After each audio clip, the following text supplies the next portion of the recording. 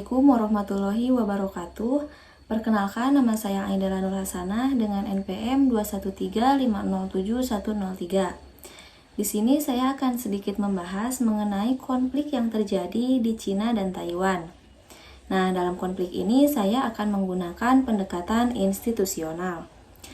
Karena dalam konflik ini dibahas bahwa yang menyebabkan konflik ini terjadi yaitu karena adanya klaim dari Cina yang beranggapan bahwa Taiwan itu merupakan bagian dari negara teritorialnya.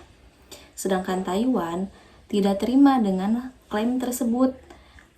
Perang saudara antara Cina dan Taiwan ini terjadi dari tahun 1927 hingga tahun 1949.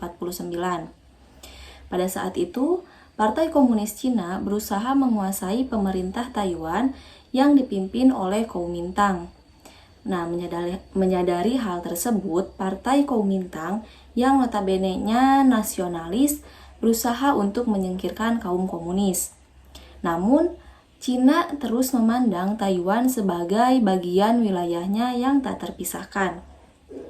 Meskipun mereka tidak pernah memerintah pulau tersebut, kubu Kuomintang pun kalah dan melarikan diri ke Pulau Formosa membentuk pemerintahan sendiri pada tahun 1949. Status Kuomintang baru muncul 30 tahun lalu saat Beijing dan nasionalis Taiwan mengakui sikap satu Cina sebagaimana dalam konsensus 1992. Sejak saat itu, sikap tersebut ditafsirkan secara berbeda oleh kedua belah pihak. Presiden Taiwan dan partainya sudah lama menolak konsensus itu.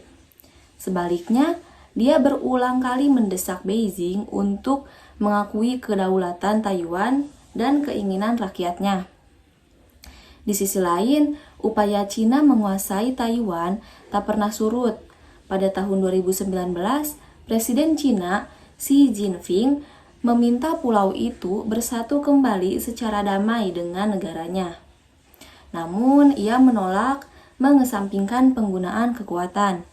Ancaman aksi militer, terutama yang berkaitan dengan kegiatan yang dianggap separatis, tetap menjadi ancaman bagi Taiwan.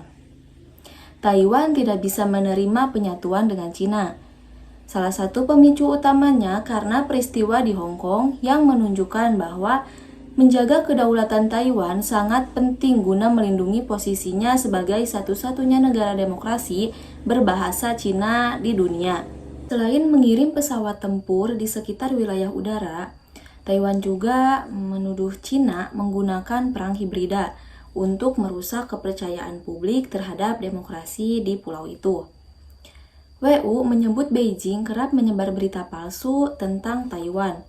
Bahkan pernah menuduh negara ini memalsukan angka kematian akibat COVID-19. Meski Taiwan nyaris setiap hari digempur Cina, mereka tak akan tunduk pada tekanan.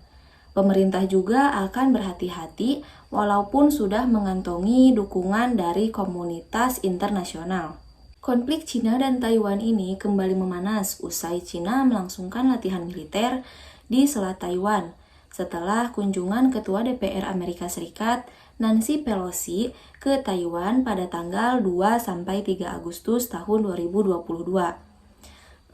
Pada Rabu malam, tanggal 3 Agustus 2022, militer Cina melakukan beberapa serangan singkat dari garis tengah yang membagi Selat Taiwan dan berlanjut hingga hari Kamis pagi pada tanggal 4 Agustus 2022.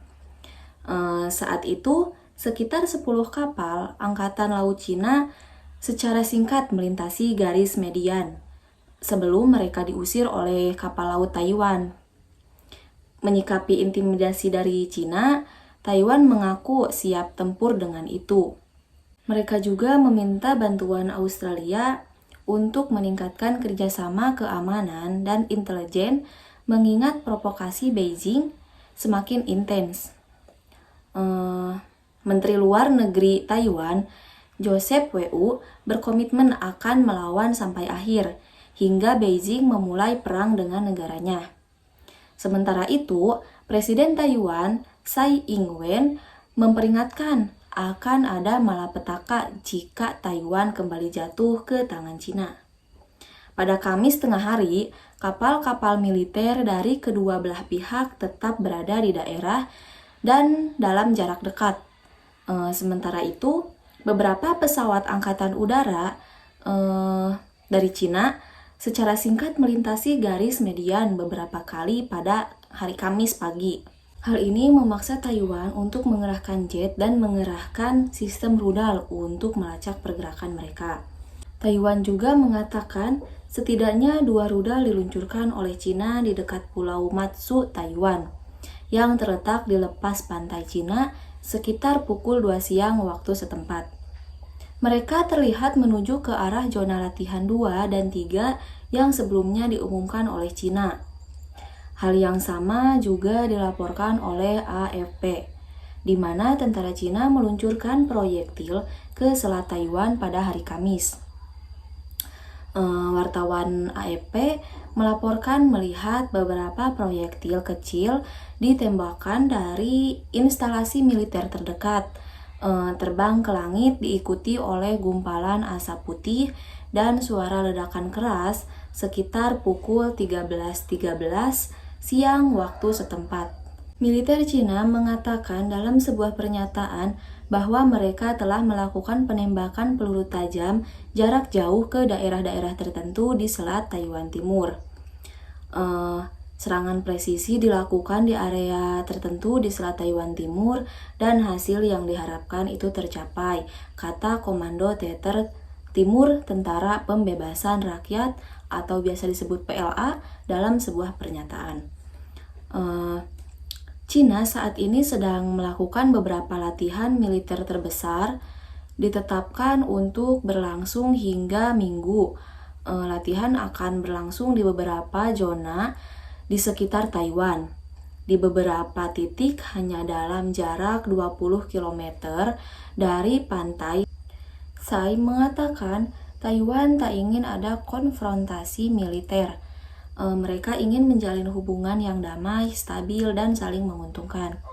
Jika konflik antar dua wilayah itu pecah, akan menjadi pertumpahan darah pertama di Taiwan, dan resikonya eskalasi antara dua kekuatan nuklir, yakni Amerika Serikat dan Cina. Cina menghabiskan anggaran 25 kali lebih banyak untuk sektor pertahanan, sementara Taiwan tengah berusaha mereformasi militer dan alutsistanya. Taiwan juga memiliki fakta pertahanan dengan Amerika Serikat, dengan perjanjian pertama bersama Sino-Amerika Serikat pada tahun 1954. Sehingga secara teori negeri Paman Sam itu bisa ditarik ke dalam pusaran konflik. Mungkin hanya itu yang bisa saya sampaikan. Mohon maaf atas segala kekurangan dan kesalahan. Wassalamualaikum warahmatullahi wabarakatuh.